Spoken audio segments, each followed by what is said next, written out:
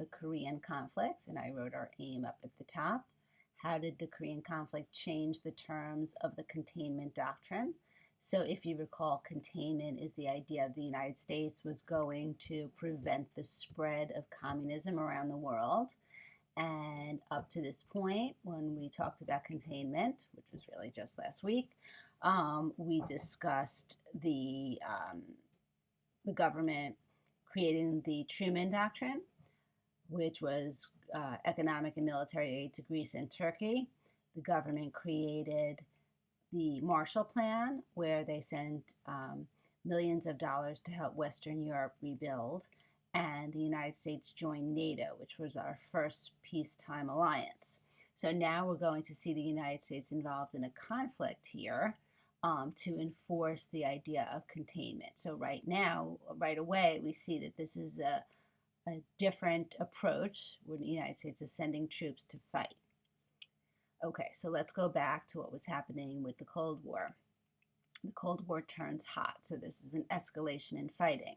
Which countries were involved in North and South Korea? Well, the United States was involved in South Korea, and the Soviet Union was involved in North Korea. And the border between the two nations was the 38th parallel.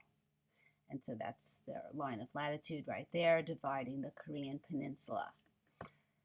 So question 3, why did the UN get involved in Korea, and what did they do?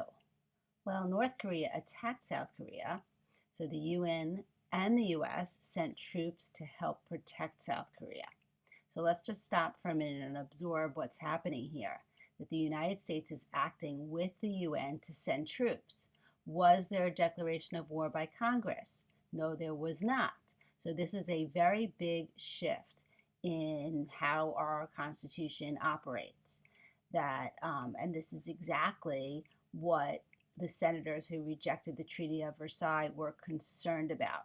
They did not want to see the United States involved in the League of Nations because they thought it would possibly get us involved in a foreign conflict without the Congress saying, yes, we're going to war. And that's exactly what happened here. But nobody stopped it. Nobody did anything. This was just the new world after World War II. So, moving on, describe what happened at Incheon. Well, U.S. forces launched a surprise attack and pushed North Korea back north of the 38th parallel. And China got involved because as the fighting went further north, they came very close to the Chinese border. So China helped the North Koreans push the U.S. and UN forces back. And the fighting went back and forth. And then eventually, both sides agreed to a ceasefire, which is simply the idea that they're going to stop fighting. So technically, the war in Korea is still going on. Okay, and so that's why it's called a stalemate, because they just stopped fighting. They didn't really end the war. It's not the same thing as a peace treaty. So we have 33 Americans killed in this war, 103,000 wounded. Why did Truman fire MacArthur? So General MacArthur wanted to attack China directly, possibly using nuclear weapons. And the president, who's commander-in-chief, head of the army, and a civilian, he's not a member of the army, he told MacArthur no. But MacArthur didn't listen to that. He spoke directly to Congress, and he tried to persuade members of Congress to agree with his more aggressive approach. And so this was an act of insubordination by MacArthur, and Truman couldn't allow it to stand because MacArthur's actions threatened the idea of civilian control of the military, that we don't want a military person in charge of the military because they could make more rash decisions like this one.